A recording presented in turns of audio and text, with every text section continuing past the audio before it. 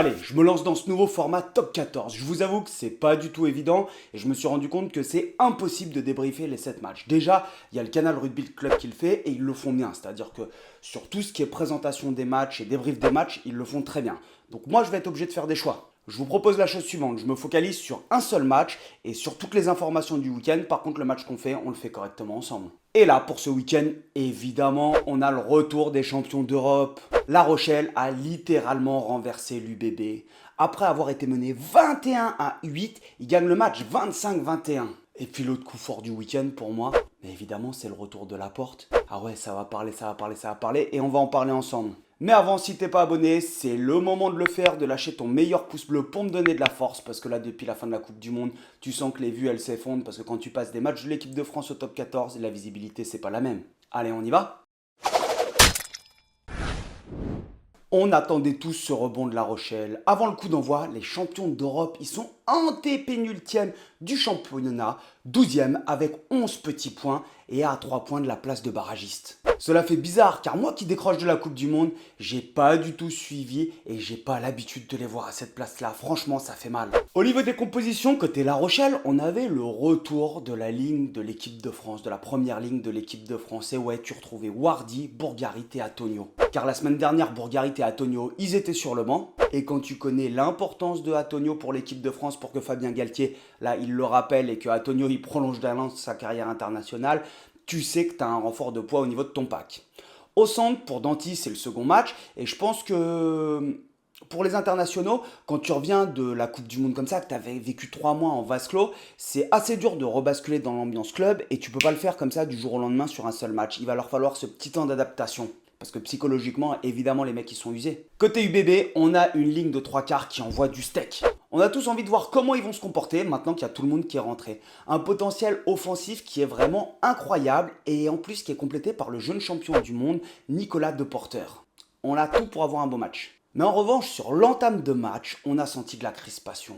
Des fautes de main, des maladresses et des imprécisions. Une pénale touche qui n'est pas trouvée par Ostoy. Des réceptions de coups d'envoi qui ne sont pas maîtrisées. C'est-à-dire que La Rochelle score et sur la réception de coups d'envoi, t'as Boudéan qui fait un en avant. Et ça participe en fait à ce jeu qui est haché. À un moment, La Rochelle récupère un ballon sur un contest, magnifique.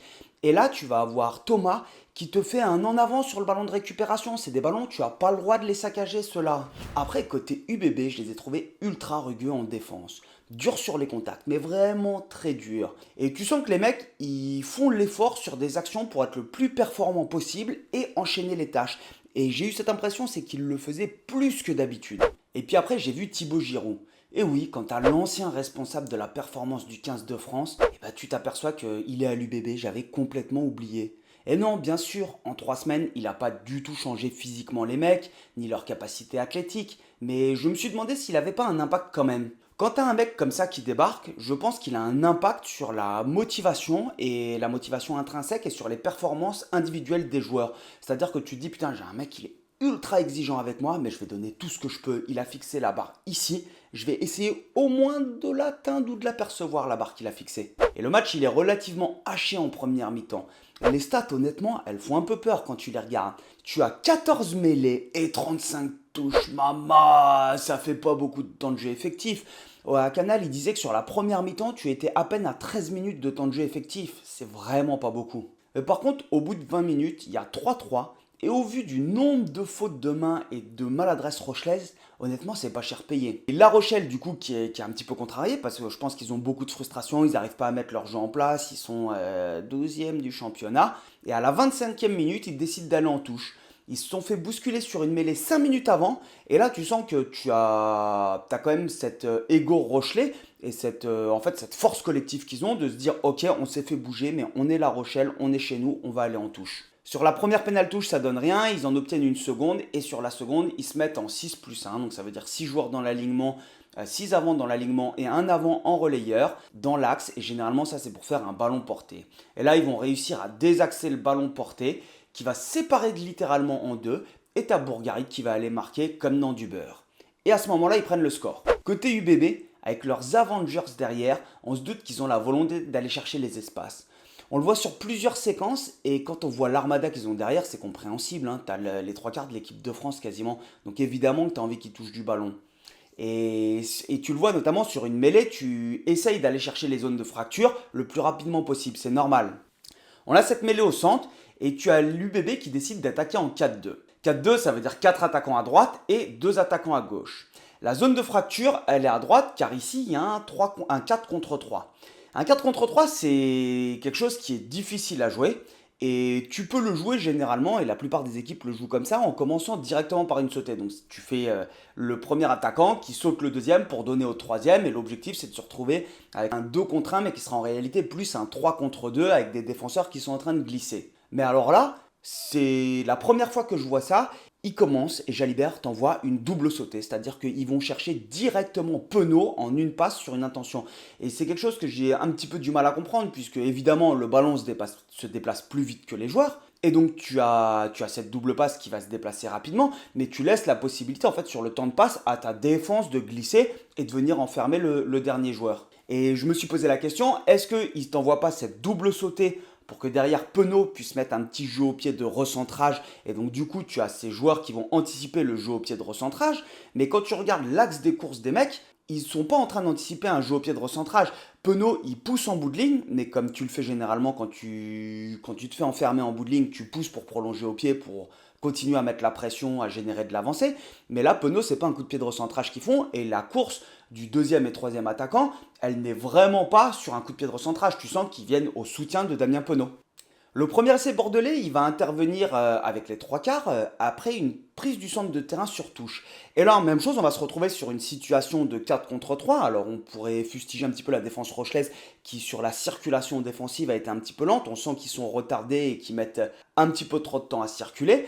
Et là, tu le vois, sur un 4 contre 3, en fait, simplement avec une sautée, tu vas chercher ton troisième joueur pour pouvoir avoir un 2 contre 1 ou un 3 contre 2 en contrôle à jouer. Évidemment, il y a un petit peu moins d'espace, mais qui dit moins d'espace dit plus facile pour la défense. Et c'est là où, sur le parallèle avec la mêlée d'avant, j'ai un petit peu plus de mal à comprendre. Et à la 54e minute, sur une situation qui est anodine encore, tu es totalement à l'équilibre. T'as un jeu au pied de Jalibert avec le rebond pour Penaud. Et là, tu te dis, ok, c'est Penaud, mais quand même, il a un rebond chatoun. Et pour moi, le tournant du match, je pense qu'on peut dire que c'est l'entrée côté de La Rochelle de Reus et Iribarren. Reus, c'est le numéro 10 qui est champion du monde moins de 20 ans français. Ça te dit rien? Je pense peut-être faire un petit focus sur lui, dis-moi dans les commentaires si ça peut t'intéresser. Alors, on a cet essai de l'UBB, et sur le renvoi, tu as Iribarren qui contre le jeu au pied de Lucu. Donc l'UBB veut sortir de son camp, et tu as Iribarren qui contre le jeu au pied de Lucu, le jeu au pied dans la boîte. Et sur la séquence, tu as Reus qui adresse une passe sur le pas magnifique pour permettre à Soitoni d'aller marquer.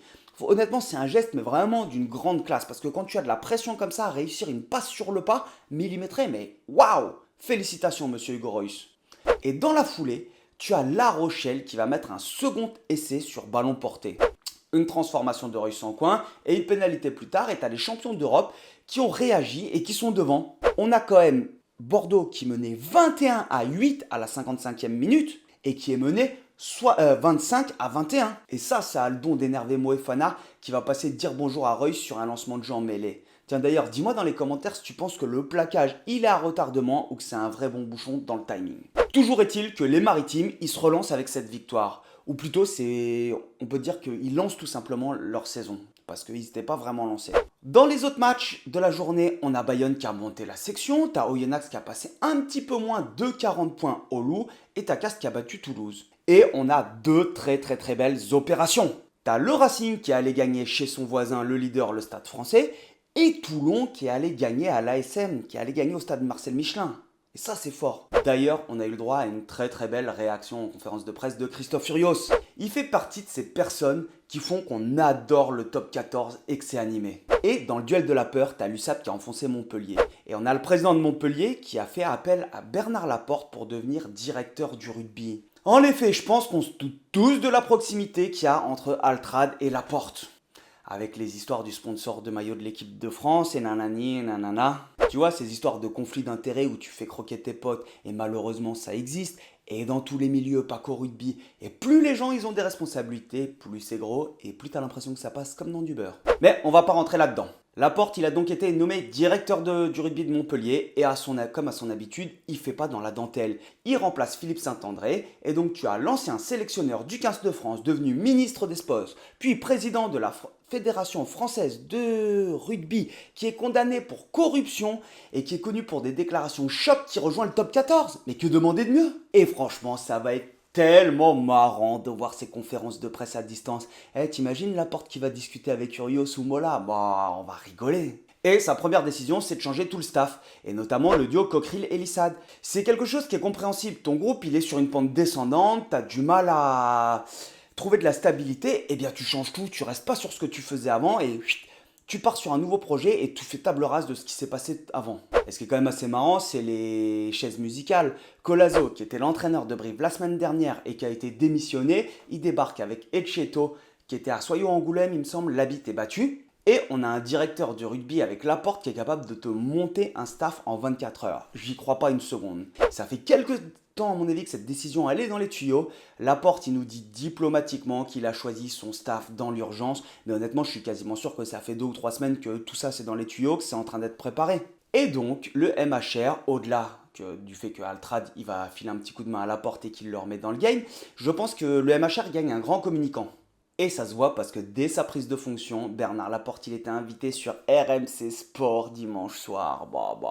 Il nous a fait une déclaration qu'on n'avait plus entendue, parce que le mec, on l'avait plus entendu depuis sa condamnation, il faut le dire. On l'a plus entendu depuis qu'il a été démis des fonctions de la présidence de la FFR. On avait une occasion d'être champion du monde, mais certaines personnes ont tout cassé. Tu sens qu'il a retrouvé du poil de la bête, l'animal.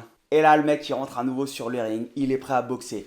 Il met un tacle à la gorge avec les 2 semelles décollées à la Fédération française de rugby. Je pense que certaines personnes ont tout cassé. On aurait dû être champion du monde. On aurait dû être champion du monde. Si les gens en place avaient fait le boulot, on aurait dû être champion du monde. Il faut peser à un moment donné. Il ne faut pas faire que critiquer. On avait une occasion en or d'être champion du monde, mais certaines personnes ont tout cassé. C'est un expert des coups de communication et il est extrêmement fort là-dessus. Maintenant, ça va passer par des résultats sur le terrain pour le MHR, parce que c'est bien beau la communication. Mais il a été président de la Fédération française de rugby, ministre des Sports, il met plus les pieds sur le terrain. Et évidemment, ce qui va compter, c'est est-ce que le MHR va réussir à redresser la barre. Et hier, dans le Canal Rugby Club, il y a Richard Dourte qui disait quelque chose que moi je trouvais intéressant et pertinent. Il nous disait, Laporte, il nous dit qu'il va pas mettre les pieds sur le terrain, mais au bout d'un moment, tu es responsable du rugby, tu vas aider Colazo et surtout tu es un meneur d'hommes. Tu as fait ça toute ta vie, mener des hommes, faire en sorte qu'on t'aime ou qu'on t'aime pas. Bernard Laporte, je pense que c'est un grand monsieur du rugby et que quand il parle, tu le regardes dans les yeux et tu lui dis oui monsieur. Surtout si c'est ton entraîneur ou si c'est un manager, tu l'écoutes, tu lui dis oui. Et donc je suis assez d'accord pour dire que Bernard, à mon avis, il va mettre les crampons pendant 1 mois, histoire de tout régler à Montpellier et que ça soit comme sur des rails. En tout cas, ça va être quelque chose cette année dans la presse pour le top 14. Voilà, c'est la fin de cette vidéo. Hésite pas à me dire vraiment dans les commentaires si ce débrief il t'a plu, parce que c'est quelque chose qui est pas évident de faire des débriefs de top 14. Il y a beaucoup de choses qui se passent, donc j'essaye de faire un petit récap, de vous donner mon point de vue, mon ressenti. Après, si ça marche pas, je vais pas m'entêter. Mais voilà, j'espère que ça va décoller, parce que moi je me marre bien à faire ces petites vidéos, ces analyses de match. Maintenant, il faut que ça plaise. Et puis lâche-le dans les commentaires, partage à tes potes, et puis on se revoit en boise. Allez, topette!